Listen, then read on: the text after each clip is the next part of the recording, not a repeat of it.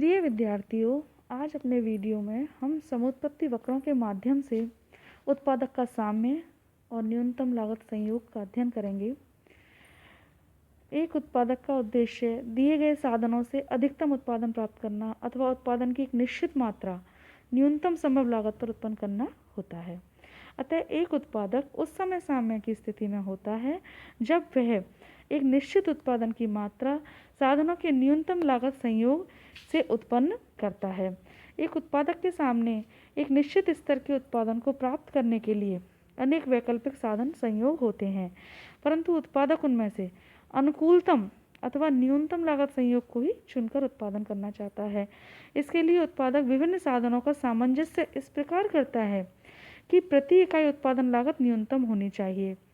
समुत्पत्ति वक्र एक उत्पादक को साधनों का आदर्श संयोग अथवा न्यूनतम लागत संयोग चुनने में बड़ा सहायक होता है। उत्पादक के साम्य को प्राप्त करने के लिए दो उपकरणों की आवश्यकता होती है, समुत्पत्ति मानचित्र और समलागत वक्र। इन दोनों के द्वारा हम संयोग प्राप्त करते हैं। जैसा कि नीचे चित्र में आप देख रहे हैं कि ये एक समुत्पत्ति वक्र है और 4 समलागत रेखाएं यहाँ पर दी हुई हैं, जो उत्पादक के पास व्यय करने के लिए पैसा है उसके आधार पर और साधनों की कीमत के आधार पर, और ये समुत्पत्ति वक्र है।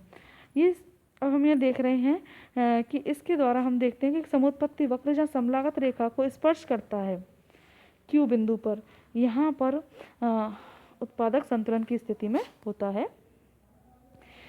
एक फर्म उत्पादन के लिए दो साधनों का न्यूनतम लागत संयोग उस बिंदु पर होता है जहाँ समलागत रेखा और समुत्पत्ति वक्र को स्पर्श करती है। जिस चित्र में हम देखते हैं कि एक उत्पादक को वस्तु की 5 इकाइयाँ पैदा करनी है, तो रेखा चित्र में वस्तु की 5 इकाइयाँ प्रकट करने वाला समुत्पत्ति वक्र P है। इस P वक्र पर वह स्थिर साधनों के किसी भी संयोग जैसे कि R, S, T, U को ले सकता था, लेकिन वो Q संयोग पर रहता है। उसका कारण है कि संतुलन की दो शर्तें हैं। पहला, समुत्पत्ति वक्र समलागत रेखा को स्पर्श करता है, और दूसरा, समुत्पत्ति वक्र स्पर्श करने के पश्चात मूल बिंदु की ओर उन्नतोदर होता है। तो हम यहाँ देखते हैं कि समुत्पत्ति वक्र CD समलागत रेखा को स्पर्श करता है और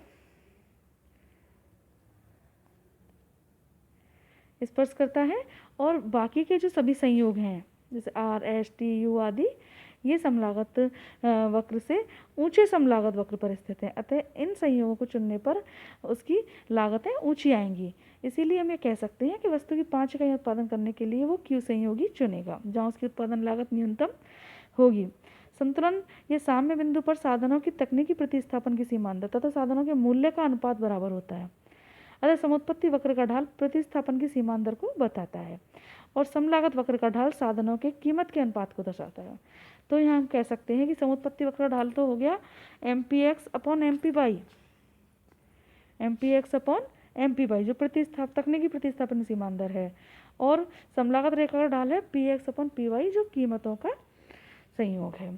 तो MPx/MPy बराबर Px/Py, MPx/Px बराबर MPy/Py यहाँ पर संतुलन की स्थिति है,